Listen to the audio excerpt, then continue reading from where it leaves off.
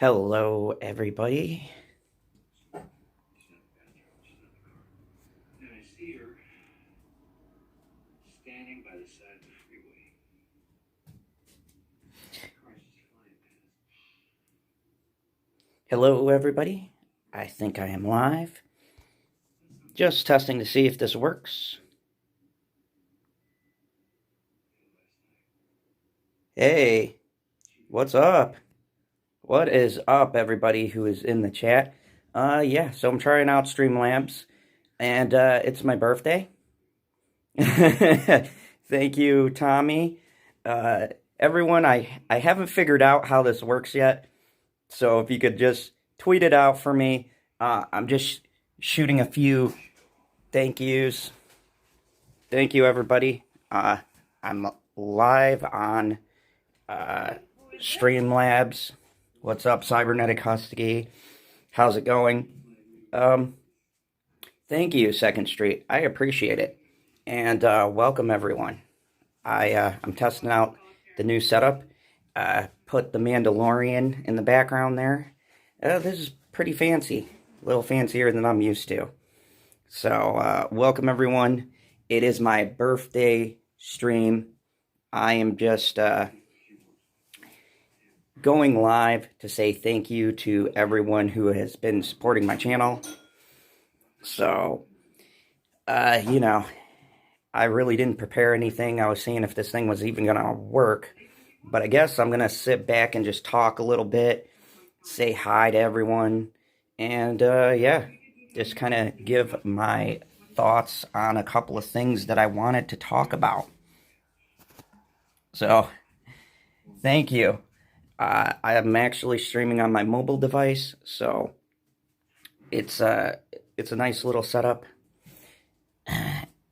Thank you, Tommy, for tweeting me out. I appreciate it. So, anyways, I am here on my channel, and I just wanted to say first off, before I begin with my chat that I'm going to do, I wanted to say thank you for everyone who has subscribed to my channel. I really do appreciate it. This Saturday, I had Josiah Rises here on the channel. Great guy.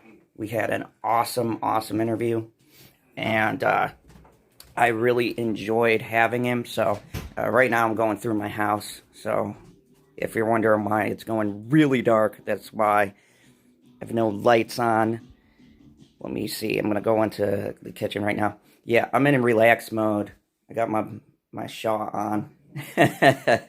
So you guys get a peek into our life. So the question everyone's probably wondering, how old is General Zod? I just turned 200. Thank you, everyone. This is my 200th birthday. So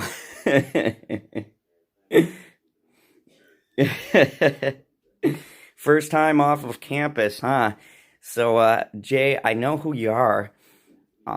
It's weird calling you Jay. I'm used to your other title. Do I call you Jay or do I call you the Senate? I'm not even sure on that.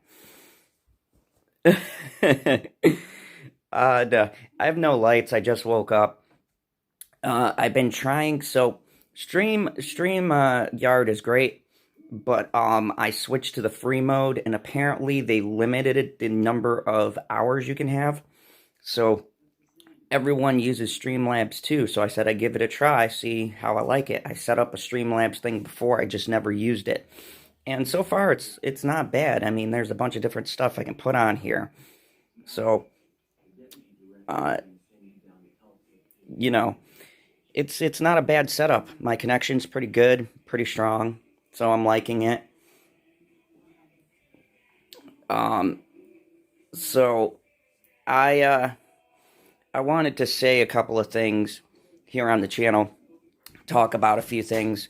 I think I watched Second Street Marvel, if you're still in the chat, watched his stream in the morning, and he was talking about. Thank you, Jay. He was talking about the reactions that are going to be to Rise of Skywalker. And on my birthday, I'm not going to give a reaction on this on this movie because I actually have a pre-screening to go and see it on Thursday.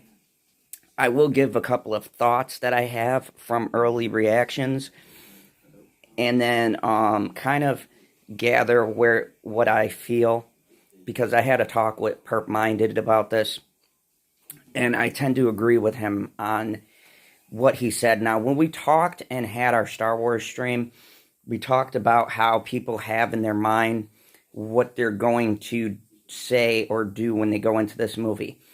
Now, I don't exactly blame the people who have this preset notion that they're going to hate it, given everything that happened with the last movie. I think a lot of the backlash was more of the way that studio people came out and presented themselves.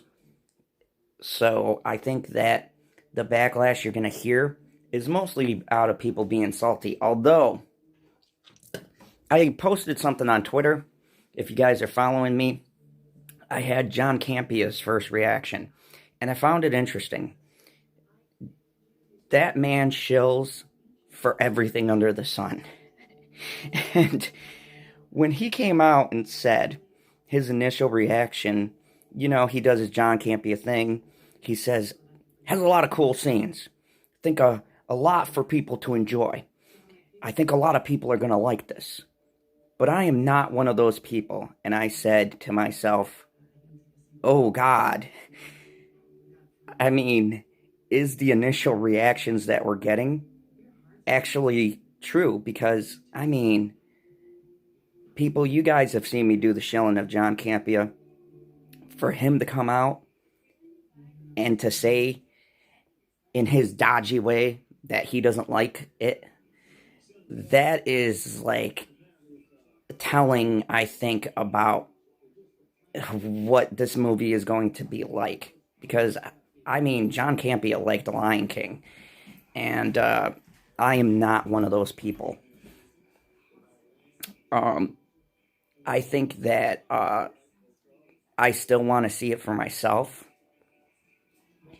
and I am going to go see it for myself. And I'm going to be honest with you guys, I am going to go to this movie, and I said this live, and I did this with Captain Marvel. I'm going to go to this movie, and I'm going to leave my reservations at the door, okay? Because we've talked about this before, and objectivity in reviewing is dead, because people go into movies with preconceptions and hype and notions of what they want things to be.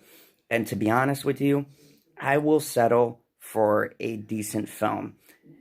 Now, if I do a review as the trilogy as a whole, then I'm going to rate it based on how it flows in the trilogy. But just the movie itself, I want to do a review just on the movie itself. And if at least for me it can have a coherent story, then I'll be fair in my rating. Because I think at this point, you can't really go by connectivity in the Star Wars universe, because there is no connectivity. So I'm going to just drop my critiques at the door. I'm going to sit down. I'm going to go as a fan, and then I'm going to go as a reviewer, and I'm going to write down the good, the bad, and the ugly. And I'm just going to review the movie based on the movie itself, because I think that this film is going to already be hated, and it's going to already get bad reviews just on the fact that people want to give it bad reviews. And like I said, to be fair, it's earned. Disney has earned every bit of critique that it deserves. And Jay, I tend to agree with you. If you're going, Star Wars is a tricky thing, because they're building on lore, and they're building on lore based on what they established in their own trilogy, which contradicts itself based on everything that has come before it, right? Force Awakens contradicts Last Jedi. Last Jedi contradicts Force Awakens. So you have no flow between two movies. And the bad part about that is when you're building a trilogy, I use The Godfather a lot. Now, I know some people like or hate The Godfather, but those are great movies. I mean, historically, they're considered the greatest movies of all time. Now, if you look at 1 and 2, it's argued whether or not 2 is better than 1, right? And then you have 3, and all of us would like to forget 3 happened, but 3 was the last movie in the Godfather trilogy. Here's the problem you have with Star Wars. You have 1 that was decent, you have 2 that was crappy and destroyed what 1 started, and you have 3 now trying to fix the mistakes that was made in the centerpiece. So it's going to be really interesting to see exactly what their fix is. So, uh, yes, thank you, Tommy. I agree. They did talk trash about the fans, and this plays a big part into why this movie is so divisive. Had they just not said anything, had they just let the movie sit in people's mind, I think it would have been more in contention rather than absolutely hated. Unfortunately, they made their own bed. And, I think there's blame on all parties. And I find it really funny now how people are pointing the blame at, JJ's pointing at Ryan, Ryan's pointing at Kathleen, Kathleen's hiding, and Bob Iger is just having a conniption. So the whole situation is really hilarious. The other thing I wanted to touch on today is that I am watching a show that I feel hasn't really been spotlighted, and to be honest, hasn't had a reason to make people upset, and yet it is. So, I've been watching The Watchmen, and I've gone through and watched reviews and stuff, and a lot of people saying that it's political and things like that. And I wanted to come on and talk about that too, because I feel like people are missing the point of Watchmen. I followed the comics, and I seen the original movie. I love the original movie. Some people like it, some people hate it. But Watchmen is a political satire. It is literally a giant political message. The first movie talked about war. It talked about people in general, hatreds, biases. I don't feel like this HBO show really is what people say that it is. I've heard a lot of people saying there's an SJW narrative, whatever. I think it deals more with a racial narrative than it does with that kind of narrative. And to be honest, HBO doesn't make bad shows. It does it very well. There's a lot of things about police, and they even have a thing with the police being attacked, and both ends of it, like how the cops felt and then the people attacking them. The white supremacy angle is kind of outdated, I feel like, for the time that we're in. I don't like how they connect Rorschach to that, but I do understand it, how people use someone's mission and they twist it into their own narrative. And I think that that's a message within itself, right? Because we're dealing with that with the media, how they take and they twist people's words and they use them to create their own stories. So I think it's a very interesting study. I haven't gotten all the way through. I'm on like episode 2 or 3, but so far it's pretty good. I'm going through and watching them all. I'll probably give a review on the whole thing. But I think Watchmen is an interesting beast. Watchmen is very intriguing because it's always been kind of on the fringes of the comic book world and how it chose to do things. It's just a really interesting study. So I'm going to review this. I don't even know if this will get a season 2. To be honest with you, they didn't do very well with this first season. So it's really interesting. And Jay, you have a good point. The YouTube content is the only reason I care about this film. Yes. I feel like the videos are going to be crazy. A lot of people are going to get clicks off of hating Star Wars. It's going to be, who knows. But anyways, let's see. Dr. Manhattan looks like a handsome Squidward. Yes, Dr. Manhattan. I haven't seen the episode he appears. It's about 5 or 4. I've seen the pictures. Now, people went crazy that they swapped Dr. Manhattan's gender. In the original, he's a white dude. In this one, he's black. I honestly don't see the problem with this. Dr. Manhattan, for me, once he turns into Dr. Manhattan and becomes a godlike being, I think that he's more of an entity than he is connected to a race. It's hinted to by him and in the comics that he doesn't consider himself part of the human race. So, therefore, I don't think you could really place a gender on him. So, it's very interesting. And I think they made a good choice as far as the actor goes. Dr. Manhattan's very bland, and he's very monotonic in the way he delivers lines. So it'll be, I'm interested to see what they do with this version of the character. But yep, Star Wars Episode 9 EFAP is going to be amazing. Yes, it is. I honestly can't wait to get on some panels and talk about Star Wars. I'm hoping that I can come at it objectively. I feel like a lot of people are going to come at it and just try to tear it apart. So he does. And you know, there's a lot of interesting characters off of Watchmen too in this show. There's a guy called Glass. I like his mask. It kind of looks like a tinfoil thing. They have a character that's very, I don't know, on the nose called Midnight, and it's a black character. I thought that was an interesting choice in the hero name, but you know, that's HBO. They're very on the nose with their messaging. Something interesting it does too is it kind of pulls a Game of Thrones and it kills the main character in the first episode, which I thought was pretty bold. So it's a very interesting case study.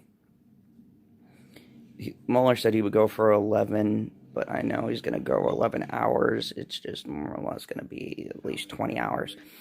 Yeah, I don't know if I can talk about Star Wars for that long. But yeah, I'm glad to see that the Streamlabs is at least working on my end. Hey, anyone who uses Streamlabs and may watch this video, please leave me a comment on how to get more people on. I heard you can screen capture and use like Google Hangouts or what's the other one? Not Google Hangouts. Jeez. I can't think of it right now, but I heard there's ways to get people onto the broadcast, so I may use this format for my late night talks. You play around with the backgrounds and things like that. Speaking of which, another topic that I wanted to discuss was the new Mandalorian. So I saw episode 6, The Prisoner. I thought it was great. As you can see in the background, they had Bill Burrs and the dude who plays the crystal meth dealer, they're calling him. He was in Sons of Anarchy, so I think he did a fabulous job. And yes, I agree. The Streamlabs setup is weird. There's a lot more you can do. Like, I shrunk my camera down. I'm here in the corner. You can have like an overlay in the background. I can do several different things. I can do a screen capture, although I'm not really sure how the screen capture works quite yet. So I'm tooling around with it. I also got to figure out how these chat things work, because the chat header is really, really big. So But yeah, there's all sorts of cool things that I can do. Hold on a second. No, cancel. Damn it. Uh, let's see. Add image, device, and let's see.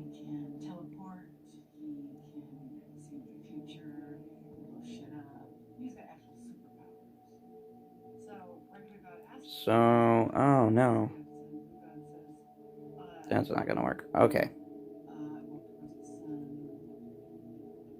So yeah, I'm literally playing around with the features as I'm talking, so it is really interesting. Yeah, I don't know the difference between OBS and Streamlabs. I've seen them, but I mean, I'm still learning how all of this works. So, I mean, I do like this format, though. It looks pretty cool.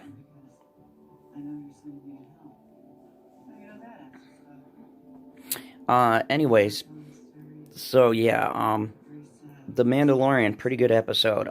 We are getting ready for a new Mandalorian that's going to drop on Wednesday. So I guess my question to you guys is going to be exactly what you guys think that the last episodes are going to be like. So this is episode 6. We've gotten episode 6. I think episode 6 was a stellar episode. I loved it. I thought that it was great because it did something that the other episodes, um, did. The other episodes killed off the main character, and I like how this episode did not get rid of characters that I liked. I think it leads to a lot more character development in season 2. So that's a big thing. And thank you. Uh, you have a good day.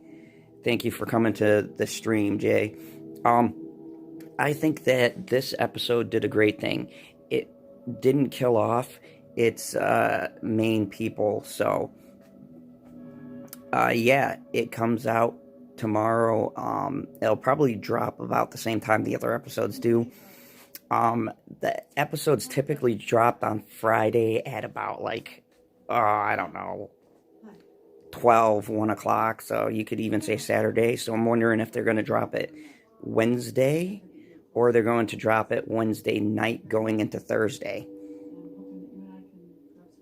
And it's great. You can drop all those emojis and you don't get the little night bot. See you later, Jay. Thank you for stopping by.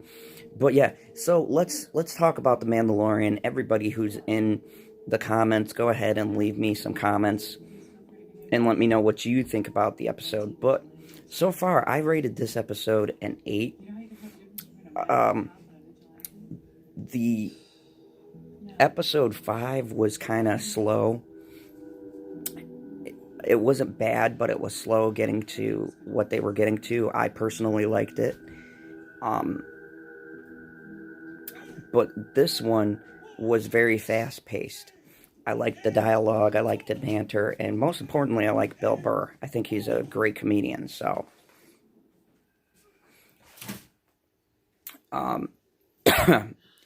this is interesting because we have 2 left, and I assume the last 2 episodes have to deal with the story that they started in the first 3.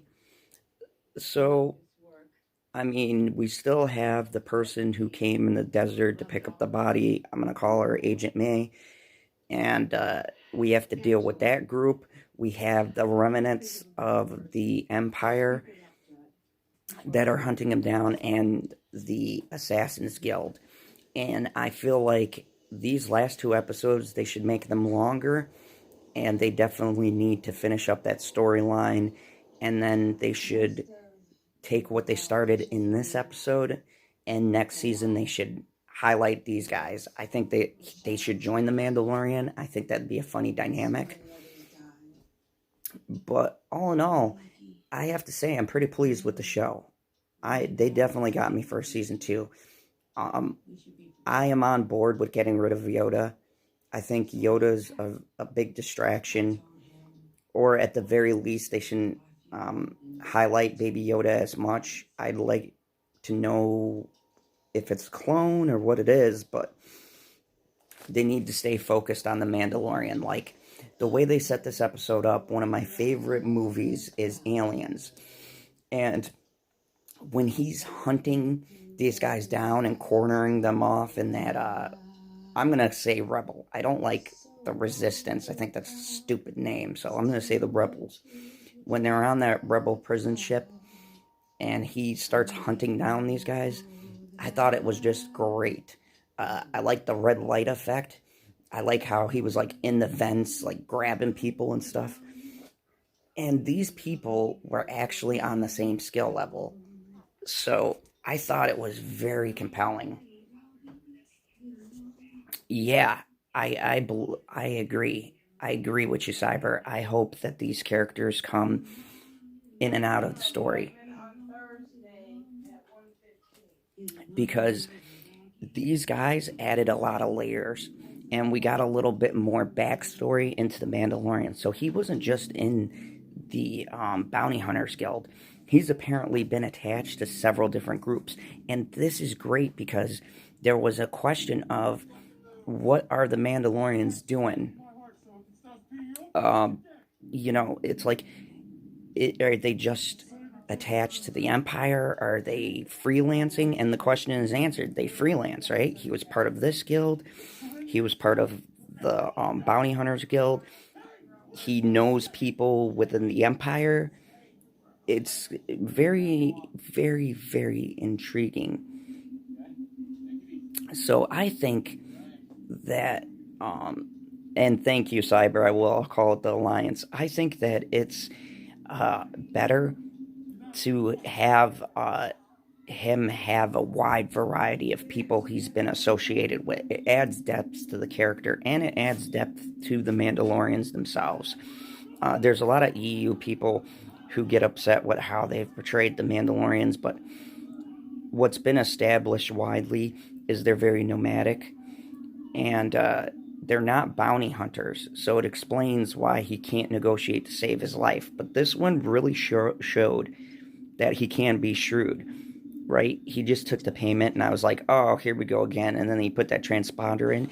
And let's talk about how the X-Wings looked badass in this episode. The X-Wings came in, and they, like, shot into that little base thing and blew them people up. And I was like, finally, some violence in Star Wars. It was just absolutely amazing. I loved the whole thing. Just great stuff. So I like the I like the rebellion as well too. Um but yeah, so they set up a whole bunch of really cool backstory for him. But all in all, I mean, it was a solid episode. I'm really hyped for these last two episodes. I think that it's going to be interesting to see um, when the final episode releases how it does compare to how the movies are going to do. Because I think there's a lot more hype to see where they're going with the conclusion of the series rather than to see the movie Rise of Skywalker, which is sad. But hey, that's where we're at with Star Wars. Yeah, I agree, Cyber. That was so funny. It's like they released the gunship, right? And right as it's going, you just see that look in his eye, and he goes running back. And here's the thing, Cyber. They should play on the rebellion won against the Empire at this point in the show, right? So they've earned the respect of even the scoundrels and these shady organizations because they took out the most powerful force. So, I mean, when you see a fleet of X-Wings coming, and dude, in the movies, they never, like, release their wings. So it was cool to see them go into, like, that X-Wing mode and then just start shooting into that. That was, like, my favorite scene, besides him hunting the bounty hunters. I thought it was so cool, like, having X-Wings just fly in and scare the bejesus out of everyone and take everyone out. So that was a really cool thing that they did. I'd like to see more details about the rebellion and what they're doing. Like, now that there is no, um, well, technically no empire left. Like, are they patrolling outlining systems? They were transporting prisoners, so I gather they're keeping some semblance of law. So I'd like to see, like, where the rebellion is. Do they have a set capital? I mean, it'd be good to get backstories on things we never got backstory for in the movie. Generation Productions, welcome. Yeah, buddy, I'm just doing a little bit of a surprise stream. It's my birthday, so uh, I'm talking about some random stuff, giving my thoughts on the new episode of The Mandalorian, how I'm liking it so far, talking about Rise of Skywalker, and just kind of getting everyone's opinions. I'm going to go see it for free. I'm probably going to go see it on Thursday. So I really lose nothing in seeing this movie. I know people are saying they're not going to waste their money. That's one of the benefits of working at the theater, is that I don't have to pay for a terrible movie. But um here's another interesting thing. Working at the theater, there's thank you. Thank you, GP. There's a big misconception that the pre-sales for Rise of Skywalker isn't high. Now, I don't know how it is globally, or let's just say in the country, but as far as in my area, 3 of our major theaters are sold out. Now, I know some people have said that they're still seating where they live and stuff like that, but you got to take into effect it's based on, like, geographically how many people you have in your area, and whether or not people purchase the tickets right away. So, no, I'm not 44. You know what? Everybody in the chat, you can go ahead and put a guess at what you think my age is. So, but yeah, I think I think that it's intriguing that everyone's already making these predictions and things like that. Um, as I said, I'm not gonna base my predictions of the movie based on screenshots that I've seen. I can say they look terrible. They probably lead me to believe that what we've heard in the spoilers are true. But I'm going to go and see it for myself. I'm not giving them any money, so I really don't care if it's a good or bad movie. And plus, there's nothing really out. I think if it's a bad movie, Jumanji and Cats is going to make a lot of money.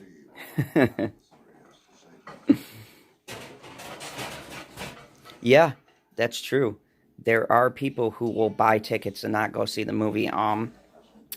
Sometimes companies give away prizes, and their prizes are tickets to go see the newest movie. Radio shows do that too. So they have a deal with the theater where they purchase a set amount of seats, and they're for giveaways and things like that. So, you know, um, there's a lot of factors that go into that. Here's the thing about pre-sales. It doesn't matter whether or not anyone sits in the seats. When you buy the tickets, unless they're refunded, they still go to the purchase of the movie. So say a company buys 100 tickets and they don't refund them, all of that profit is still going towards the movie. So, I mean, you can buy a ton of tickets for a set movie for like your company, send maybe like half of that and not use the rest of the tickets, and those sales are still going to go towards the movie. Ah, Second Street, you're the closest. You're off by one. That was a creepy, very close to the figure guess. I guess I'm looking my age.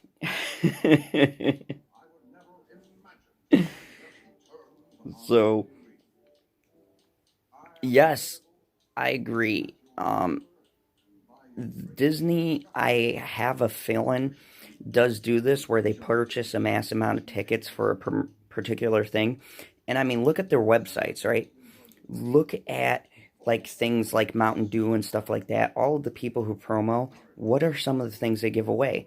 They say, oh, if you buy this, you get pre screened tickets to this movie. So that's what companies do now. They give you tickets for a new movie.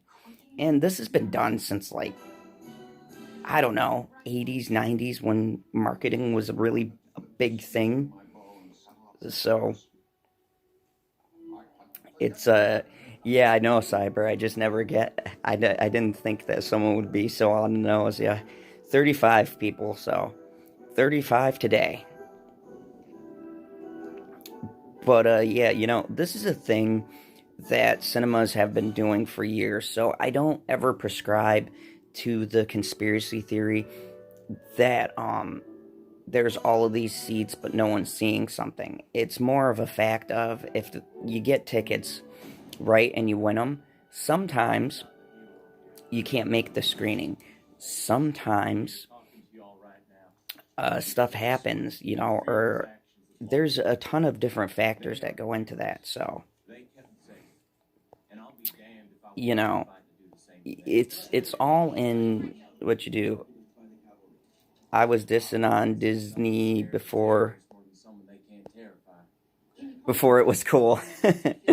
Brian, the Observer, welcome. It's good to see you, buddy.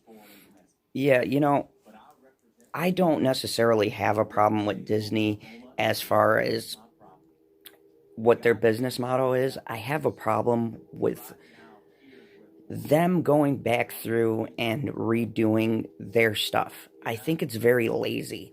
I have a problem in general with lazy writing. And yes, I'm a millennial. I guess. I don't know. They said I fall in the generation X or whatever. Um I was born in 84, so you know, I guess I'd rather be in between that group than where we are right now, honestly. Um I've only met really cool people through YouTube that seem to have a good head on their shoulders, so thank you, GP. I appreciate it. I'm in the middle of the road right now. But yeah, so I mean, I don't know. I don't have a problem with my age. I don't know what I'm gonna do as far as celebrating goes. I figure I'd do a stream and just talk to everyone for a bit, and then I don't know if anyone else has plans. Let's see as the night progresses. So, oh, okay. Thank you, Cyber. So I guess I fall in the millennial. I don't know. It's hard to keep track. I missed I missed some of the great stuff in the 80s, but I feel more of a love for the 80s. I don't mind the 90s either. It wasn't a bad time. Are your children safe? Thanks, Cyber. I appreciate that. Stalkers always say the devices rigged to their hearts and none of them actually take the time to do it. You say this? Thanks. Well, Observer, I'd say you're in a losing war, buddy. I'm pretty sure Disney's gonna take over the world, at least with Marvel, anyways. Sorry. You guys But yeah, I don't even mind falling into the millennial thing just as long as I'm not grouped in with the snowflakes. Ugh, that group. This young generation, man. They have so much that they missed. D-Generation X, like it. There's a great WWE reference. But anyways, yeah, so What kind of vehicle? I'm sorry, did I say vehicle? No. here's It was a wheelchair. here's the thing. I want to get your guys' opinions. What movies are you looking for as we round 2019 into 2020? We got some other good movies coming out. Hey, did you know that he had a secret compartment in his closet? What? So I mean, Talking to his wife, and while we're there, I found a secret fucking compartment. Isn't that insane? Why were you looking in his closet? oh, that's a pretty big cutoff for Gen Z. I never realized that. Secret compartment in his closet, so, I always check. Once in a while. At Generation, or at General Zod's Phantom Zone, I would say What was in it? let you eat cake or ice cream cake and hang out at Bitchy Unicorns. Sounds good. Hello. Why am I locked out? I have no clue. So yeah, that sounds like a good plan. Eat cake or ice cream cake. Okay. I'll tell you. It was a bus. Drink water and eat garlic. That's a good one too. Happy birthday, my son. Thank you. By the way, everybody, now being that I'm live, I'd like to introduce y'all to Mom Zod. There she is right there, hanging out. They can actually see me? Yeah, they can see and hear you. What's up with people? Cold out there, folks. So she just got back from work and in the trenches of the cold, and has come back to show the villain some love. Absolutely. So, and everybody, if you're liking this special birthday stream that I'm doing, hit that like button. Show me some love. If you're new, hit the subscribe button. I'm at 357, and the algorithm has purged some of my subs. So, Nico, good buddy, how you doing? Good to see you at my channel. Good to have y'all here. I'm just hanging out with y'all on my birthday, chilling, saying hi to the fans, and just relaxing before I go out to have a fun time. So, is there one more powerful than Zod? Oh boy, that's a good question. I'd have to say yeah, maybe. Who knows? But I'm just chilling at the home. As you can see, I got my stuff in the background. We got weapons on the wall there. I don't know if I should be streaming that. Thank you, Nico, for the happy birthday. I appreciate that. So while y'all got a grand tour of the homestead, so let me show y'all something. Hold on, let me see. I'm gonna get y'all in the camera view here. This right here is my trophies. So some of those trophies were from past tournaments that I did. I just got first place this time around. I don't have a big grand championship trophy yet, but I'm working on it. I was actually in the grand championships and I lost, but I got first place, so that ain't bad. Oh, hey. So, Wait. oh, look at that. Thank you, Ma. Who loves you, babe? So, hey, everybody. At General Zod's Phantom Zone, Sonic the Hedgehog seems like a good movie. Hey, Mama Zod. Hey, Zod, did those posters come yet? No, buddy. I don't know where the posters are at. The last thing you sent me came fine.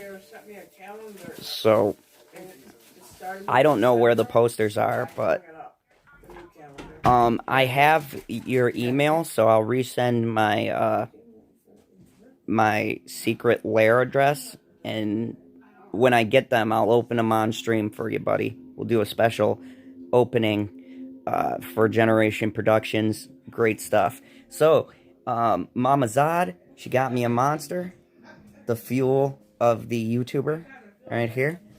I got some Grizzly Wintergreen.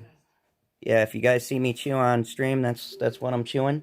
And of course, no villain is complete without some slippers, because you can't walk through the fandom zone in your bare feet. Absolutely. It's from Michelle. You gotta open this up. Oh, okay. So, a little bit of a preemptive thing. You guys want to see me open some presents? Go ahead and leave comments. Let me know. Guy's gonna be here in 10 minutes. Thank you. I would love lightsaber hilts, Tommy. I appreciate that. Oh, yeah, it'll be some funny memes. So, we're going to open some presents here. This is hard to do with my phone, so here's the first present. Just going to open it up. Oh, this is so weird. This is why I need a camera. So, let's see. I'm just going to put this down at a very awkward angle. Let's see. So, here we go. We got this right here. So, let's go. Oh my. It's a guy to help you with your warrior stuff. I got a Guardians of the Galaxy pop. It's for my keychain. Everyone who knows me, I am a big fan of Baby Groot. So, Disney, make Baby Yoda and Baby Groot have a TV series. I am down for that. Oh, there we go. Alright. So, let's go and let's see the other gift I got. Here's another gift. Opening it up. Oh boy. This is something every villain should have when you're flying across. Bam, socks, everyone. There we go. Some socks. You know, part of me should be offended at this gift, because I don't know what that means. Maybe I'm running out of clean socks, but you know. No, all your socks are gross. Air flight is a real bitch, so. So there, we got some socks. I got a Galactic Pop. Let me open this guy up. I'm gonna put him on my keychain really quick. Thank you. That bacon ice cream is great. Yeah.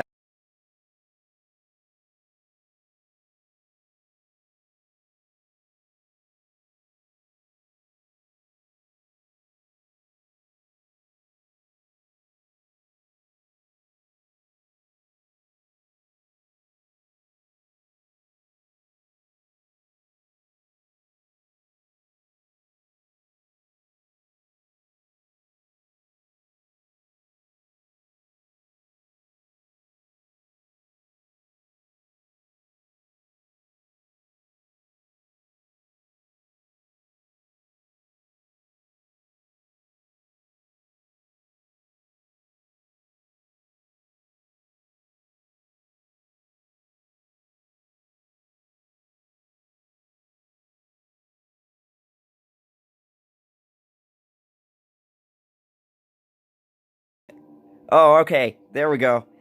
I don't know how the sound just cut off. So like I was saying, I put little baby Groot right here, right by the sunlight, because I feel like he's gonna need it. So this is awesome. Can you guys hear me? I clicked the sound back on, so it should be on.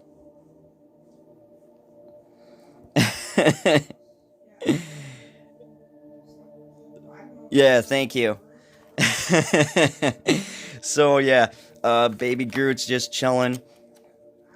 I'm definitely gonna wear these slippers right now, cause the feet is cold here in the fandom zone. Like, oh goodness me. Sean, welcome Sean to my birthday stream, buddy.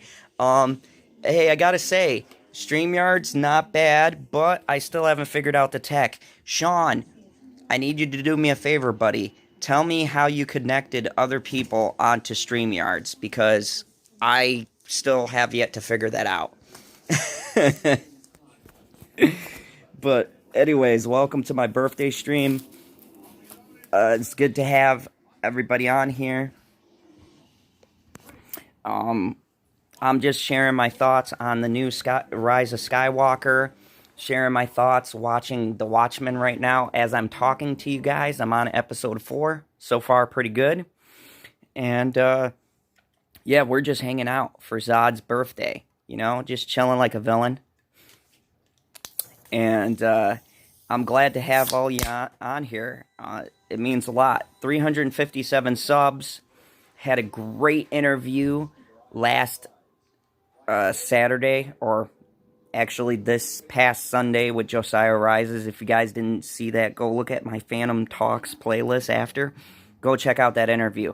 I wanted to say that I was really glad to have him on the channel, and I'm glad to have people from the Fandom Menace, because recently I believe it was the Times had made an article about our group, saying a bunch of lies about how we hate Star Wars and we hate everything that's positive.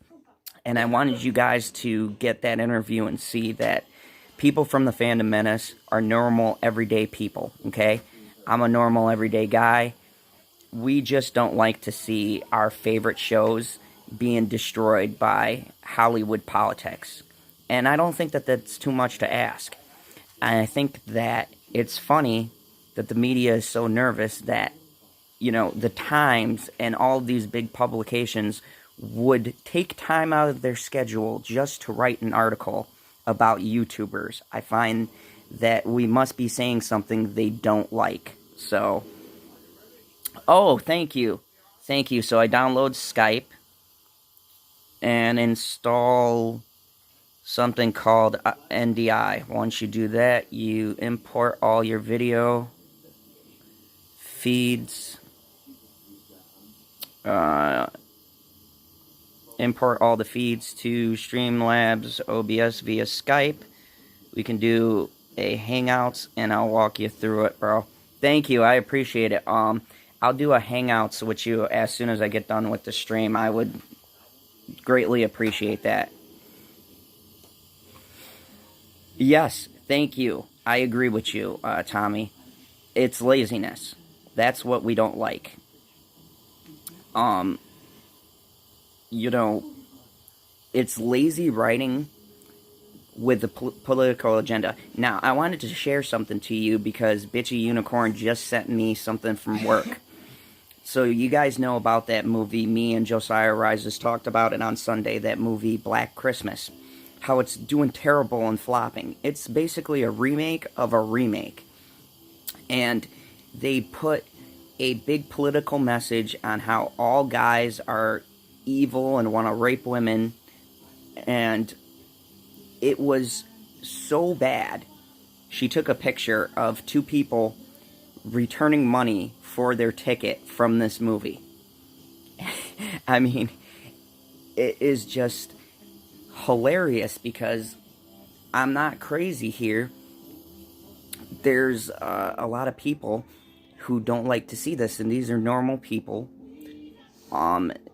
And she talked to them, and they were like, "Yeah, that movie was terrible." And she said to them, "It only gets worse," and they just shook their head. So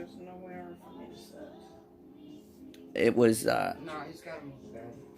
it was pretty astonishing. So, but yeah, you know, that's another one of those movies that we're talking about.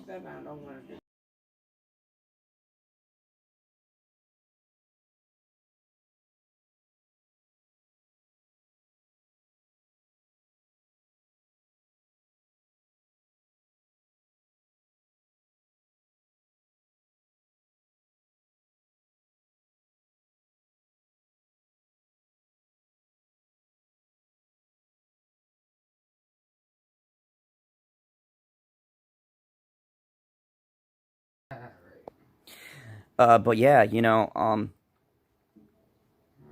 at Cybernetic Custody, my daughter keeps telling me to get that. Yeah, get it. I heard him, but then Erica came up, and I just Yeah. thought it was just Erica being loud.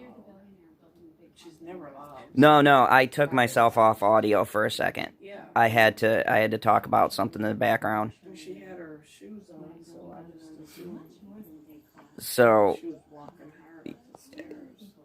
yeah, I took my audio off in order to talk in the background. So you know, it's my birthday. Hold on, I'm gonna take a swig of energy. I'm walking around here with bare feet. There we go. That's good. So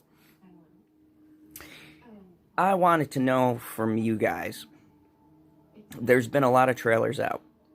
What movies are you guys looking forward to seeing? I saw a preview of Antebellum. It's from the producers of Get Out and Us. Keep in mind, this is not made by Jordan Peele. It's been advertised kind of like that, but it's not. It's by the people who worked with him. So that looks pretty good. Also, there is the new Birds of Prey. I gotta say, after the director came on and said it's not gonna be a girl power movie, I am more excited to see that. There's a bunch of great movies coming out. There's one coming out by Christopher Nolan called, I believe it's called Nine. I'm looking forward to seeing that. So I really got a bunch of different movies that are coming out that I'm pretty excited about. And I'm not gonna lie, I'm probably gonna go see Cats. Now, I have a history with Cats. Cats is a very iconic play.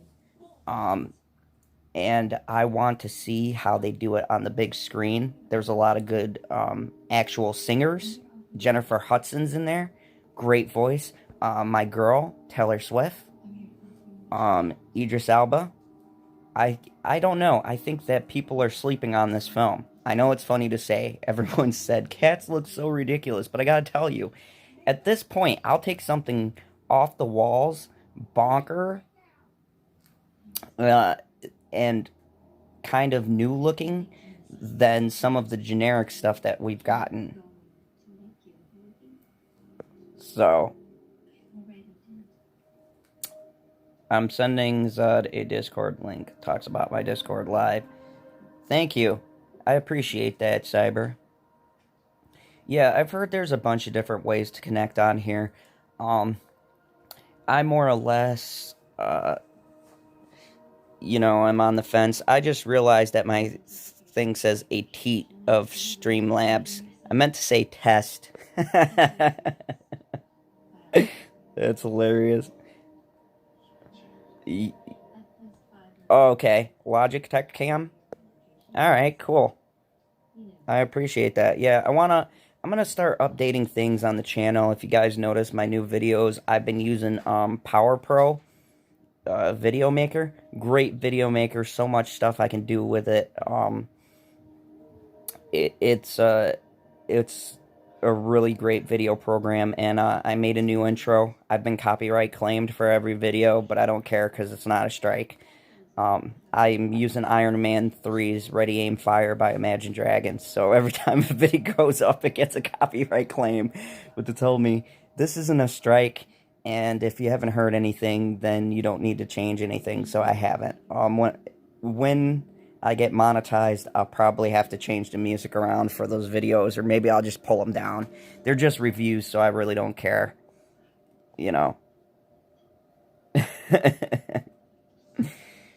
But yeah, I do a lot of things from my phone, and this new phone is really great. As you can see, it's got a great camera. I got really good audio, but I really want to get like a camcorder set up and do some stuff that way. I'm just waiting to do that. Also, too, It's been helpful for video games. I can actually record while I'm playing the game with my voice, so I'm gonna probably put out some Marvel Strike Force videos. If you guys don't know, it's the game that I play. Mega Jetty, thank you. I appreciate it, buddy. Just chilling with my birthday on my birthday. It's my birthday stream. So I'm really glad to have all of you here to celebrate. I'm here with my fam. We got some socks, some slippers, some chew, and an amazing Monster drink. So, you know, we got the Watchmen playing in the background. I, for the life of me, have no clue what's going on in this episode because I'm talking to all of you fine folks. So, but so far it's pretty good. So I can't wait to really start watching it and getting into it. I'm probably gonna post a review on that. Oh, you got a snow. You know, I hear a lot of people say Snowball is good. So, yeah, I believe, too, I can hook a mic into this. I can just do my Bluetooth and then do my sound from a mic. I'm pretty sure I could do it that way. So, I mean, I don't have a problem using the phone. There's a lot of things you can do on your phone. I mean, this setup is great. By the way, if you just joined me, let me know what you guys thought of the new Mandalorian episode. I gave it an 8. As you can see from my background. Loving it, so. Hey, Ma. If you want to put something else on, you can, because, No, I got an appointment. I'm waiting for a ride. Oh. I'm good. Oh, Mother Zod's got an appointment. She is the former dictator of the world, just so you know. So she's probably meeting with a world leader right now. Absolutely. She says absolutely. She's gonna go and threaten some world leaders. Great stuff. Super chat from Mega Jetty. You'd probably be better off watching the Watchmen movie instead. Mega Jetty, I love the Watchmen movie. Big fan. And I gotta tell you, buddy, it's not as bad as people make it out to seem. It's different, but it's a different take. I still feel like it's in line with what the comics established, so. And let's see what Sean says. Sean says, if I'm gonna use your phone, just gotta get a tripod. It looks and sounds great. Thank you, Sean. I thought so too. The mic on this is very good. The camera is excellent. I mean, you know, what's that saying? If it ain't broke, don't fix it. So, you know. But Mega Jetty, if you got the chance, if you got HBO streaming or something, buddy, I'd say, you know, give it a shot, watch it, and then see what you think. So far, it's not too bad. But, yeah, you know, I got my excellent mod here, Tommy. If you guys don't know, Tommy has a channel where he does, like, these awesome lightsaber battles. So definitely go and check his stuff out, because he's always, like, doing the links for me and stuff. He's been doing a great job modding on my channel. So go ahead and show him some love. And make sure that if you're not subscribed to him, go subscribe to him. I don't think I can lightsaber battle like that. Maybe. I don't know. I'd have to see if I could incorporate some martial arts in there. But, yeah. Tommy doing a great job. So, so far, I've just been chilling, guys. What kind of questions do you have, chat? If you have any questions for me, drop me some questions. We'll have a little Q&A. I'm just kind of... just kind of chilling. Let's see what Nico had to say here. Oh my goodness, there's so many comments. Let's see. Oh, no problem, Tommy. You're welcome, buddy. It's the least that I can do. Yes, the movie is darker, more brutal than the typical superhero films I've seen, though I thought it was an interesting movie. No HBO here. You know, there are ways around that. So, you probably got to go through the web and find that. Tommy, I would love to get a tutorial on lightsaber battling, buddy. So, but yeah, if you guys don't know, in The Watchmen, they have Louis Gossett Jr. He made a cameo. They had Don Johnson. So, I mean, it's a pretty strong cast. I forget the actress name who's playing the main character, but she's pretty popular. She's been in a lot of other stuff. So, uh, but yeah, so anybody who's got some questions, go ahead and drop your questions in the comments, and I shall answer them to the best of my ability. Juan wants to take us out tonight for your birthday because it's his birthday too. Oh, really? Yeah. Oh, what time? He said about 10ish. Oh, yeah, that'll be cool. So, I think Kai's got a birthday card for you. oh, awesome. Thank you, guys. I know what that is. Kai gives you a card. Something you can use. I could always use that. Beautiful thing. Oh, would you like to see a Watchmen in the DC universe? Mega Jetty, I don't know if I would want to see the Watchmen come to DC. And why I say that is because the Watchmen is a different monster when it comes to the way its comics are constructed. They've done crossovers with Batman, I believe, Superman, and a few others, but most of the original lineup is dead.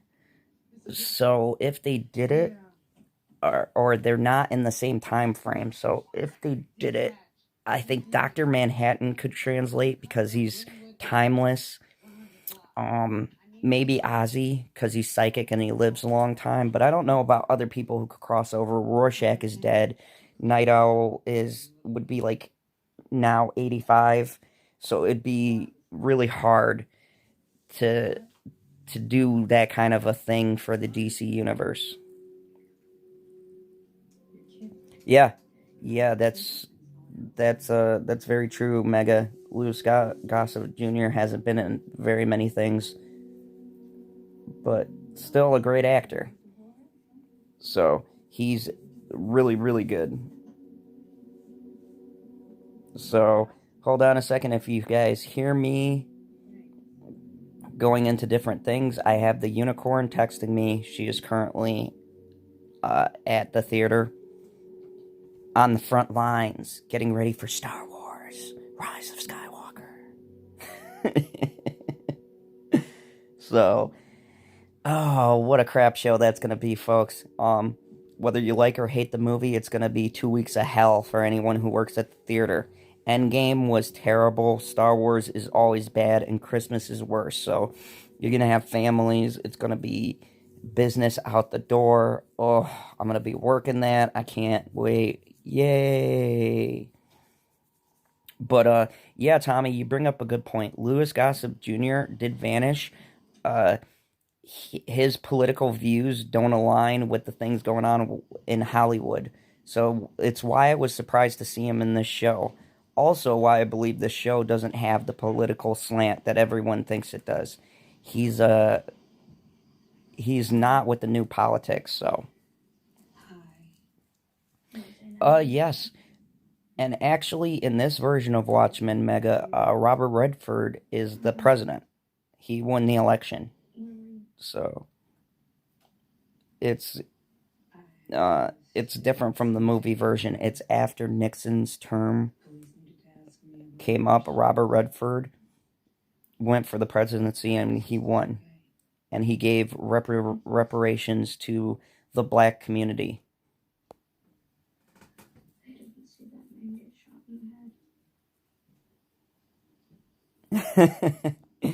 Yeah, it is. It is bad, buddy. Were you watching?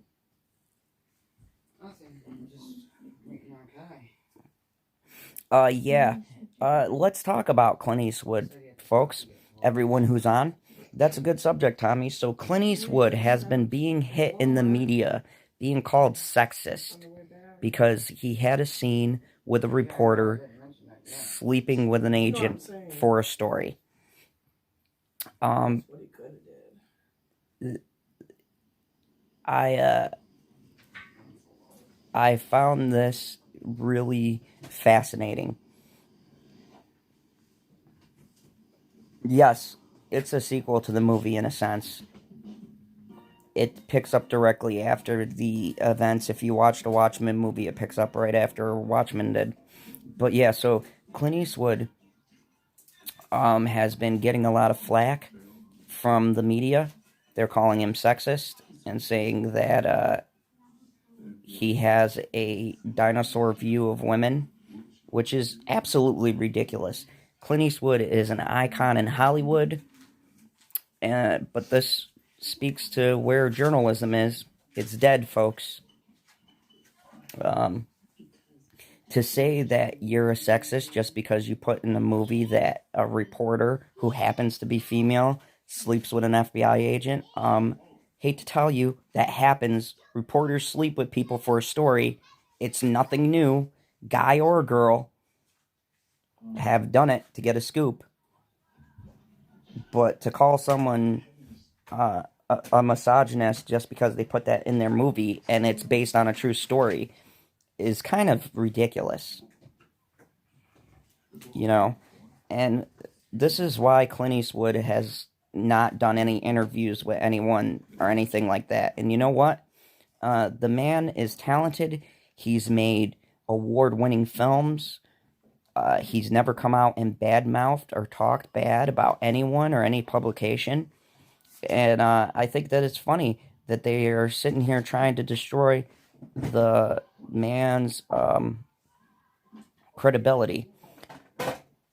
So, you know, I don't know. I guess that's just where we're at in the 2000s. They don't respect the people who have come before and who helped lay down the foundations of Hollywood. Clint Eastwood, his movies are iconic.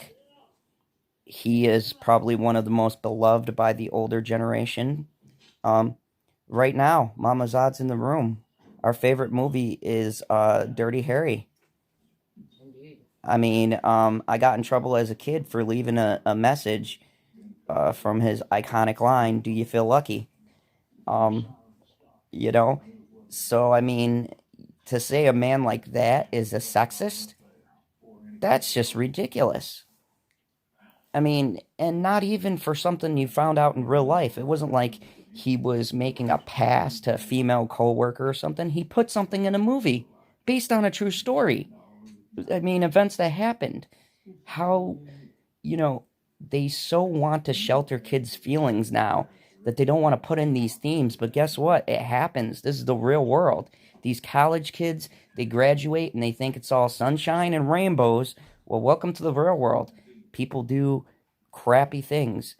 If we bury our head in the sand and pretend like these things don't exist, then what are the kids? What are we saying to the kids? Ah, the outlaw Josie Wells. Yep. That's a great movie. The Good, the Bad, the Ugly. Yep, The Good, the Bad, the Ugly. Another great film. You know, the man is iconic, and Tommy, I can see, is a Clint Eastwood lover, and I'm with you, Tommy. I think that it's horrible to assassinate a man's character based on what he puts in film. If he put something like, hanging black people or something like that, and there was no context to it, then yeah, maybe I would say, oh, he's a bit racist. Or if he pulled a Mel Gibson and he called someone and he said a bunch of racist remarks that were recorded, then sure, you could call him that. But to say someone is sexist because they put something in a true story that actually happened, and it just happened to be a female sleeping with a male for a story, now the media is blowing it up. It's ridiculous. But this is what they get paid to do. and I agree, Hollywood is just self-destructive because they know their time is up. Even some of the shills for Star Wars who went to the premiere last night didn't like the new movie. I was just talking about that.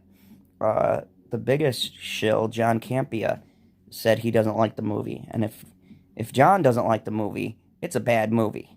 I mean, he pretty much gives an A+ to everything. He's here.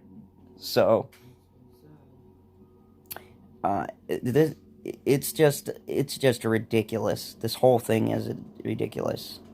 Someone said hi. Alright. I agree with you, Tommy. I agree with you. I've seen bits and pieces of Richard Jewell. I haven't watched the whole thing, but I saw the scene that they were talking about, and it wasn't like this big thing where they made He's late. a huge thing out of it. You know. I'll see you later, honey. Love ya. See you later. Birthday. Thank you. Happy birthday indeed. Happy birthday to him. That's why he's Yeah. It's getting better. Hey, I gave a growl. Yeah. I'm going into bed. Okay. But yeah, so I mean, you know, I think it's the whole thing that Hollywood doesn't want to show females with males anymore. They don't want to show, God forbid, consensual sex with the opposite gender. Oh my God, that's just horrible. It never happens. And it really speaks to the condition that we're in Hollywood. They want to deny that males and females can have consensual relationships or have relationships based on, beneficial things. Now, that's not to say you should sleep with someone for a story, but it's the way that the media works. And I think the media doesn't like it because it's about the media. And the movie focuses on how the media destroyed this man, Richard Jewell. Look up the story. It's real. Richard Jewell is a hero. He saved people's lives from the Bicentennial bombing, which was a terrible bombing. And it would have been worse if this man didn't put his life in danger to save people's lives. And the media and even the government destroyed him or tried to destroy him. They slandered him. They tried to arrest him. And they were going to try to give him a death sentence. And for what? I mean, it was a mess up by our government and by the media, and they've been trying to sweep it under the rug. If you guys haven't heard of Richard Jewell, that's why. No one wanted to talk about him. And Clint Eastwood felt the man should get credit for the hero that he is. You know? And the fact that you can't make a biopic to right a wrong is even worse. I mean, there is a biopic coming out about that I want to see with Michael B. Jordan, Jamie Foxx, and God help me, Brie Larson. And it's about a black man who went to jail for a murder he didn't commit. And they're promoting the hell out of this movie. Why? Because you have Brie Larson in it, and you have Jamie Foxx, and you have Michael B. Jordan talking about a black man accused of a crime he didn't commit, which is a thing. It happens. It should be highlighted. But why, when we have a white man who's committed of a crime that he didn't commit, and a media that tried to destroy him, and a government that tried to basically get him to confess to a bombing he didn't do, why is that a movie that people shouldn't see? Interesting. If we're going to do biopics, people, why don't we be on the level? Why don't we equally share the stories? You know, and it's this whole view of where Hollywood wants to go, where they want to highlight certain ethnicities, certain genders. But, you know, if we're going to do things like that, we need to be fair across the board. And unfortunately, the times aren't fair. The times are not being equal in their representation of the facts. So I find it really just telling of the kind of era we're in, the kind of nonsense that we're dealing with. So it's really crazy, people. Crazy times we're in. And you know, I don't know what to make of the whole thing. So hold on, I'm tweeting out some stuff. So It's the sciencey version of, it's all connected, man. My ex used to talk about them. He wasn't. hold on. Sounds like a lot of fun. Yeah. He's no Cal. Excuse me? Cal, your husband. I saw him today. We had a nice chat. Oh my goodness. What is going on here? No.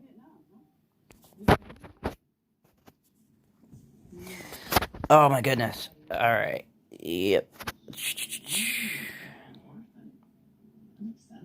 Yeah, I agree. It's people not wanting to acknowledge things that are going on today. No one wants to acknowledge the fact that these things happen. They want to keep a blind eye to the facts. And the truth of the matter is, you can't have a blind eye to this. These are things that happen, and we just gotta... No one wants to acknowledge... We just gotta, we gotta keep in mind that these things that happen to people, they are real things, and it doesn't matter. Culturally, it happens to everyone. It doesn't matter what race, ethnicity, all of that. So,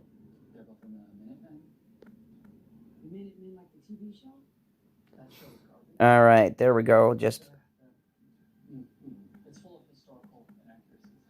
In the real world, the comedian sexually assaulted Silk Spectre back in the 40s. Agent Blade. all right, there we go. Sorry about that. I'm putting in some messages. There we go. Okay, sorry about that. I went into my chat and just let people know that I am on live, but yeah, Tommy, that is really a good point on how the media seems to want to treat the issue of people being arrested or people being framed as just it just happens to black people, it just happens to white people, but it happens to everyone. There's been women. I mean, it's crazy, So, talk about unrealistic. How many women are flat boards? Talk about body shaming, but they do it constantly. That is so true. Yeah, me and Bitchy were talking about this. Bitchy Unicorn is fantastic person. Not going to go into too many details, but yeah, we were talking about how they give an unrealistic take on females, and I would find it insulting how they talk about these issues like it's such a wrong thing to be good looking is another thing. And the thing is, yes, you shouldn't base your views on how someone looks, but there is the realism that they have to put. And you know what? Say you take the most beautiful woman and you put her in an action movie. I don't prescribe to a 110-pound female beating up 300-pound males. I don't prescribe to that, and I wouldn't want that in the movie. But at the same time, I don't feel like every female needs to be, like, in a movie placed as, like, the model or something like that either. I think that there's a happy medium that Hollywood has been missing for years. And I'm not just talking about the 2000s. since the 80s or the 90s, there's always been one extreme or the other. And that's Hollywood. It's all extremes. She would appreciate that, Tommy. Unicorn lives do matter. She is currently at our theater working, so she's very, very salty that I have my birthday off. So, but anyways, yeah. I think Hollywood is missing the balance. The balance between being able to have actresses portray roles and feel comfortable. And the whole thing with the Me Too, I think when you have these gorgeous actresses taking it to the extreme, I think that they are championing a cause that they don't understand. It's like with everything in Hollywood. Yes, it did. And I agree with you. If you take a look at the Bond movies, Mega Jetty, a lot of them had models in it, right? Models, beautiful actresses, things like that. It was part of James Bond's character, which right now they're trying to get rid of in this new James Bond. They're going to make him a more progressive James Bond. I can't wait to see what that looks like. Another franchise destroyed, I'll tell you. At this rate, people, I'm not going to have anything to watch. I'm just going to watch YouTube and gaming videos. Because I'm getting so tired of just the shenanigans going on in Hollywood. It's ridiculous.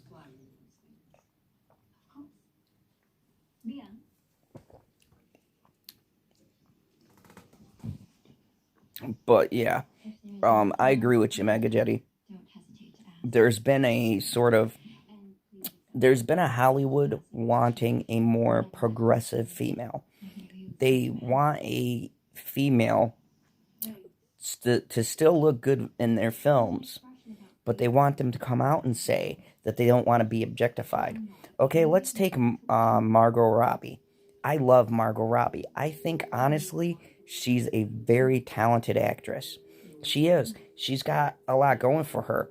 But she came out and said during the whole Birds of Prey thing that she wanted to be more covered up and stuff like that. Now, in Suicide Squad, one of the best parts of that movie was Margot Robbie. And, she, in this one, got rid of the short shorts and all of that. And it's like, I understand where you're coming from, but why in the world would you make a statement like that when your whole character in one movie was about showing herself off, and it was in a ditzy kind of airheaded way? Like, that's not how the character comes off, but that's just how they dress. And I think it's silly. I think that movies are focusing on how they dress as a point of contention. And when you make that the topic, then yeah, people are going to focus more on that. It's all very contradictory. And it makes no sense to me. Like, I don't get... Hollywood, I think, is very confused on what they want to message. I think they don't have an understanding of what they want to promote. Do they want to promote women who feel empowered by how they dress, or do they want to empower them by not having them dress a certain way? I don't think Hollywood has a sense of what it is right now. I mean, do you guys remember back in the day? Okay, let's go back to the 20s or the 30s, or when females were fighting for the right to vote, right? What was in that? What were they also fighting for? They were fighting for the way that they wanted to dress, right? Because back in the day, we had this dogmatic view that women had to have these long dresses on, and that they had to stay in the kitchen, and all of this stuff, right? And what was progressive? We changed that. Women started going out. They started going out and dancing, and they started wearing short skirts and things like that. And they wanted to do that. And now you have these people stepping backwards and putting the dresses back on, and never asking if that's what the ladies want. And I'm not talking about these crazy Hollywood people who have to say what the studio tells them. I'm talking about normal, everyday women. Has anyone polled them and asked them what do they want to do? How do they want to dress? How do they see their body? I mean, you know, it's ridiculous to me because it seems like you're taking us back to the 30s or the 40s with your crazy views, and yet they say we're the cavemen, right? They call us misogynistic and everything. But really think about it. Is it more misogynistic to see a woman who dresses, and is like, I enjoy how my figure looks, so I'm going to show it off? Is it misogynistic to look at that and admire her and say she looks beautiful? Or is it misogynistic to say she should cover up and wear a dress because that's inappropriate? I mean, these are adults. Adults should be able to dress themselves. Why are we going back to a view where we're saying, oh, it's wrong? We're objectifying by looking. I don't get how that factors into that. It's just really weird. Mega Jetty says, I'm hoping that the new Bond is just marketing blowing things out of proportion, and that the new 007 is a temporary replacement. Bob coming back leads to death so he can reclaim it. I don't know. From gathering what I got, Mega Jetty, he retired. I don't know how the Bond designation is going to work now. Honestly, I think if they designate another Bond, it's going to be a male. I've heard a lot of names thrown out there. Personally, I like Idris Elba to take the role. That's just my feelings. If we're going to go in that agenda-driven way, I'd totally buy Idris as the new James Bond. That's been my vote. I've been pulling for. I am glad to see Rami Malek in James Bond. I'm watching Mr. Robot. It's a fantastic show. I think he's a great actor, and I really am curious to see what he brings to that role. So we're going to have to wait and see, just like with all these other train wrecks to our franchises that they're doing. So it'll be a really interesting it's going to be an interesting 2020, people. Although we do see Hollywood scaling things back. We got Ghostbusters Afterlife. I gotta say, I'm not really disappointed with the new Mulan trailers.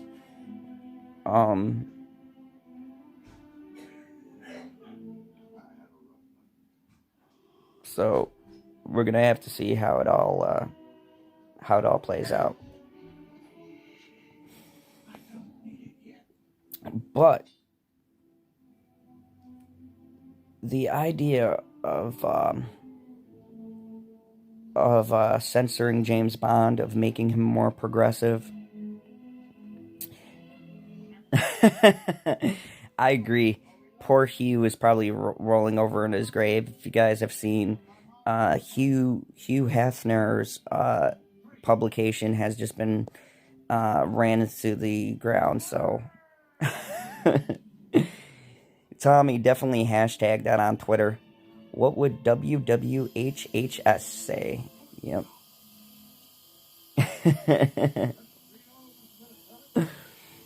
But yeah, I don't know. I don't know what to say. We're in a progressive world, people. We're in a progressive world. So, Gary, what's up? Good to see you, buddy. Just doing a birthday stream, celebrating my birthday, and hanging out with you guys. Appreciating everyone who's on the channel. We're just talking about different movies.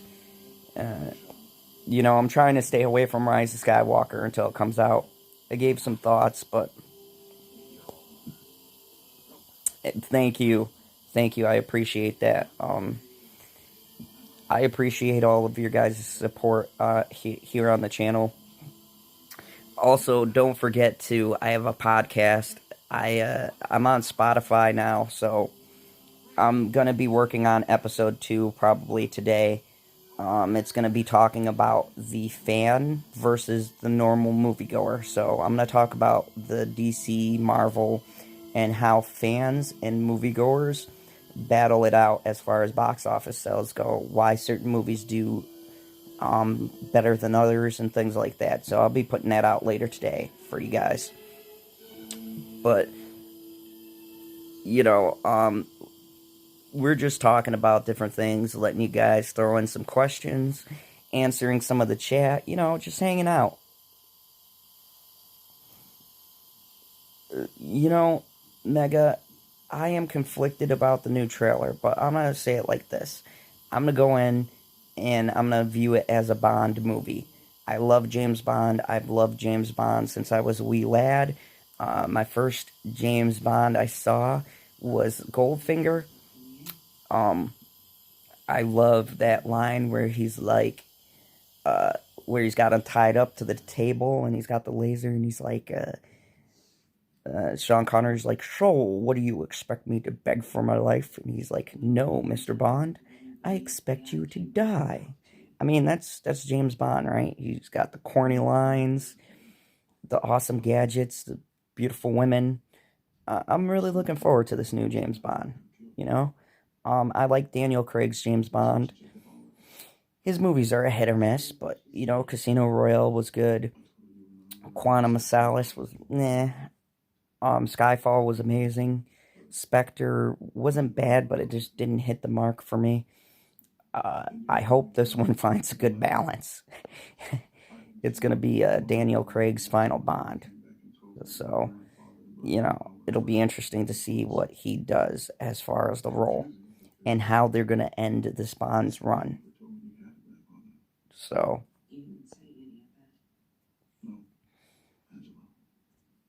it's going to be fun. It's going to be fun, but yeah, you know, it's been a great ride, people. I've been sitting back thinking about my YouTube. I'd have to say, I don't know if everyone saw, but I had Josiah Rises on, and I gotta say that was a pretty big high point for me and my channel. Really great interview, and it's great to talk with the Fandom Menace and to see how down to earth they are. And I'm really hoping to get more people from the Fandom Menace here on my channel to talk and, you know, to tell people how their channel is, why they started it, and, you know, let people see how down to earth these people are. I mean, this community is great. Since I've been here, I've had so many wonderful people on this channel. I know my late nights get crazy. That's kind of how I designed that show, but, you know, just sitting here talking with you guys or doing my interviews, I like to take a laid-back approach. I like this because I can interact more with you guys, and, you know, I just wanted to say I appreciate everyone who's here tuning into what I have to say. I appreciate, that you guys, have so many questions for me, that you guys watch my movie reviews. I really just love being able to have this platform. And I agree. I like the Bronson era. Tomorrow Never Dies was good. Me personally, I like GoldenEye the best. But, you know, Sean Bean, that's all I gotta say. That's my boy right there. But, yeah, you know, I really appreciate having this platform to be able to talk to you guys. I didn't know what I was going to do for my birthday, and it's been nice to just sit back and kill some time, you know, giving you guys my thoughts and my ideas on different things, opening presents with everyone, and, you know, just sitting back and chilling. You know, I think people should see that underneath all of our critiques and criticisms, what we do is not to try to destroy franchises. It's try to point out things that are wrong with cinema today. I don't care about review bombing things and things like that. I care about getting my opinions out there so that maybe someone sees them, or maybe we get enough people and then we can get change started. because things don't change with people just sitting back not saying anything. You know, real change happens from capital and from voices being heard. And the biggest thing that the industry understands is money, okay? So money is what is going to make these people change their minds. And I agree, Gary North. GoldenEye was my favorite Nintendo game. 64, man, I was a beast in that game. That was before the days of Call of Duty. You know, I loved GoldenEye. It was a great game. So, you know, thank you, Generation Productions. I really appreciate it. You know, there's so many options here on YouTube, and I feel like that it's great that people want to take their time out and listen to the things that I have to say. And so, you know, when I hit milestones like this, I'd like to share it with all of you guys.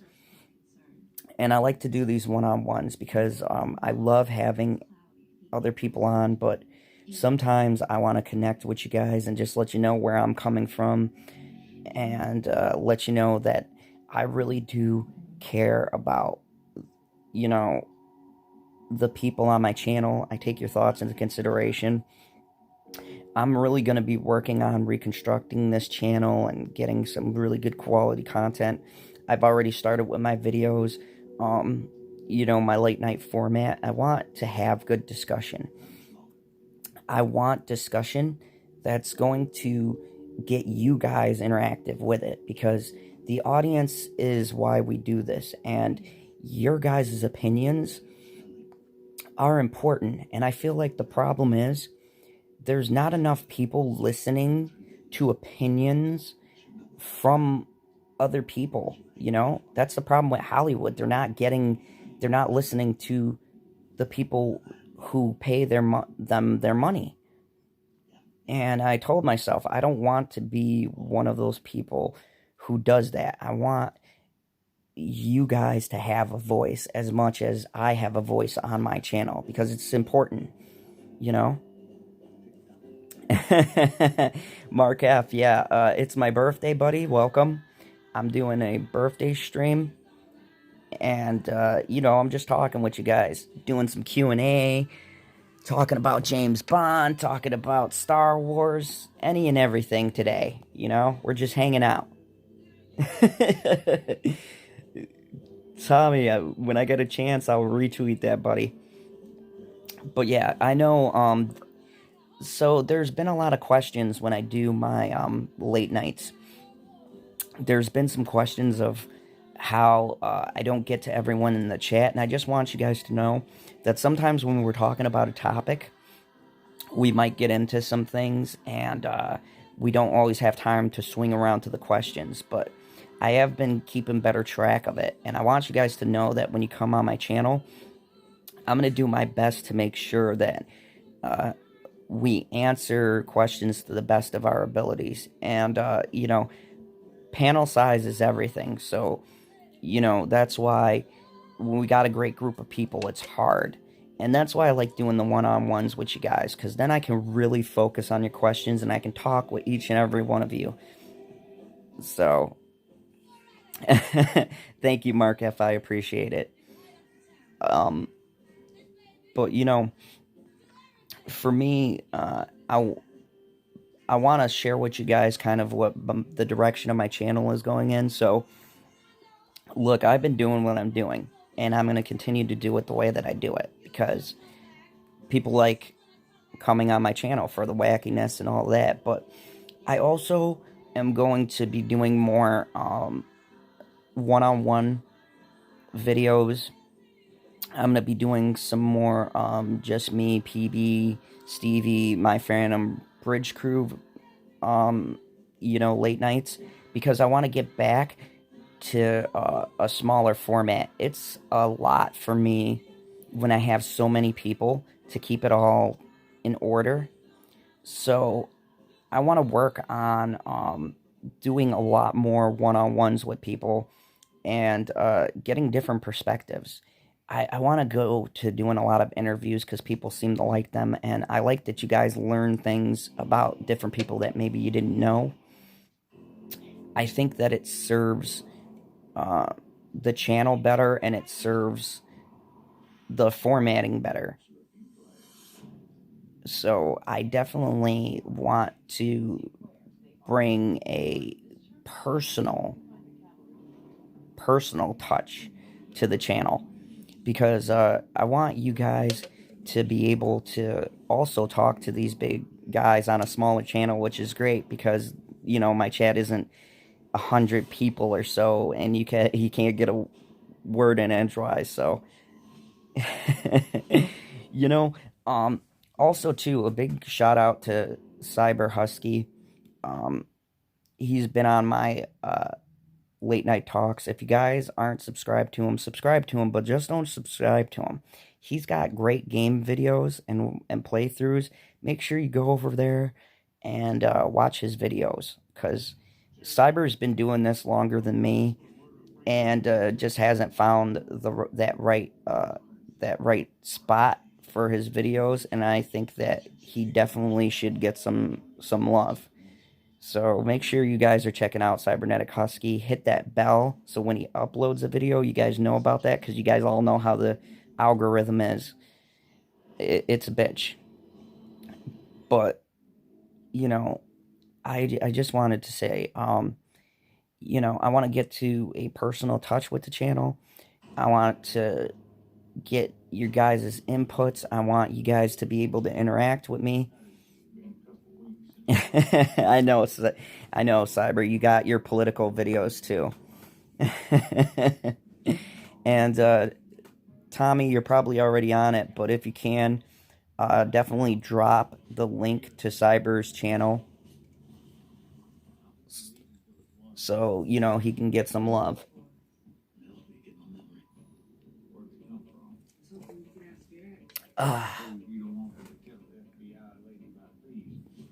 So, anyways, yeah, you know, I was talking with Josiah Rises after the stream. We were in the green room, and he says, so, like, with these interviews, who do I talk to? And I let him know about my playlist. And he was like, wow, so what was the direction? And it was weird him asking me these things, you know, because here he is with 9K subs, and he wanted to know about a segment of my channel that I do, and I thought that was awesome. And I was like, you know, I want to get the message out there. I want the Fandom Menace to be, you know, represented in a different sort of light. And what's up, Giovanna? Good to see you on my channel. You know, when I was doing the interview, I was saying I want the Fandom Menace and the collective and every group to be represented in a different sort of way. And I've started these interviews so that people who might have a misconception about what they are can get a different take, you know, and see, like, you know, these are family people, and these are people that are passionate about their craft. They got a lot of knowledge, and, you know, they got a lot of in-depth experience with the things that they talk about. And I think that, thank you, loving the bacon and ice cream. You know, I think that it's important for people to get the real story about the movement and about what they're trying to achieve. And it's not to destroy entertainment, but it's to make entertainment better. It's to bring it back to what we remember it. And most of the people in the group are, you know, my age. And it's important that we get this message out there that entertainment can be great, and it should be great. You know, and this preconceived notion that they're just out here spouting hate and things like that, you know, it's just not true. I think that it's wrong to judge a book by its cover. Kingdom of heaven, all God's creations live in peace with each. Yeah, I'm definitely a racist, misogynist, narcissistic. Nah, I'm just a dictator. There's a difference. I'm about world domination. I want to equally subjugate my followers. But yeah, I mean, I want people to see that there is more to people than just their channels. I mean, a lot of the stuff that we put out, even myself, I've taken General Zod, but I'm still a person. They're still people. And I think if you can see someone as a human being and connect with them on that personable level, What do you mean? then you can respect what they do on their channel and kind of understand where they're coming from. And that's what's important. Communication and dialogue. I strongly believe that if you talk with anyone in the Phantom Menace, and if you have a good factual debate, that you can have open dialogue. I mean, just because you like something and the other person doesn't, it doesn't mean that they're going to hate you. It just means you're not going to see eye to eye on that subject. And it's okay. The world is founded on different views and opinions. That's what makes debating great, is that I don't have to agree with you and you don't have to agree with me. But at the end of the day, maybe we take something from each other. And, that is, I think, what's missing when you talk about people writing these articles and things like that. They're trying to take out the human element. And, that's just not the case. I've never met anyone, and I was in the military. I've never met anyone, well, one person that probably was devoid of humanity. But for the most part, I've never met someone who is completely biased or who completely hates everything. It's just they have a difference of opinion than I do. I think that at the end of the day, if we can shed a light on these misconceptions that are roaming around, I think that, people will start to see that there's more context to what's being said. And, you don't have to look at everything in such a narrow-minded lens. Contrary to internet opinion, it is okay to do. Yep, I agree. Thank you, Mark. I agree. The internet has become this place where you can't have a debate because objectivity is dead. People forget that films have and always will be subjective to the viewer. Now, you might have a case where something's so great that it transcends and it speaks to multiple people. But it's supposed to be your own take. And just because you take something different from something I see doesn't mean it's the wrong view. It's just how you choose to view it. And Biden, what's up, Biden? Good to see you in here, buddy. Thank you. I am having a very happy birthday. But yeah, just because I take something different from what I see doesn't mean you're going to take the same thing from it. And I will respect what you see because, one, maybe I didn't see the same thing, and I can go back and go, that's true. I didn't catch that the first time. Or maybe I'll just be like, I don't see it all, what you're talking about. And that's okay too. That's what films are supposed to do. They're supposed to inspire conversation. And I think that we've lost that somewhere along the way. We've lost the ability to talk to people, to have a good conversation. It's one of the saddest things to me is the lack of dialogue. So I mean, we've got to be we've got to be more objective. And if you guys hear me laughing, I'm sitting back and just going through some tweets. Speaking of Twitter,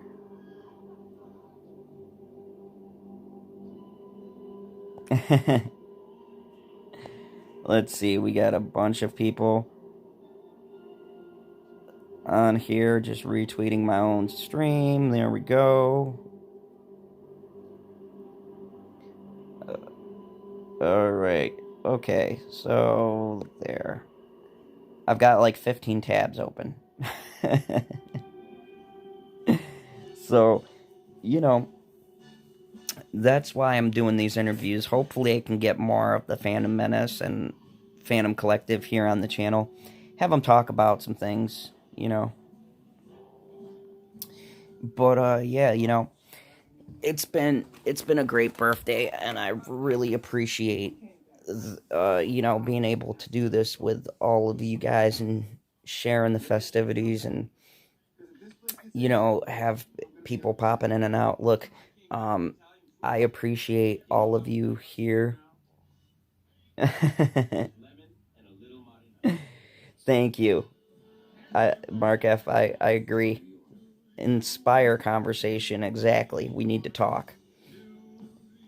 But, I just wanted to say, like, I appreciate having you all on here. I'm probably gonna get ready to head on out of here. Gotta clean up some things around the house, get ready for my big night out. Who knows, maybe I'll stream a little live, wherever I go. Maybe I'll stream myself intoxicated. Nah, I don't want YouTube to pull it down. But anyways, no, not sporting the cowboy hat today. I'll probably be wearing it tonight. Maybe I'll take some pictures. Y'all can check out the Twitter. But anyways, thank you guys for coming on the channel. Thank you for supporting me. Next Saturday, I'm gonna have some great people on for an interview. I'm definitely gonna see if I can get more people from the Phantom Menace to come on the channel and have some great conversations. So who knows?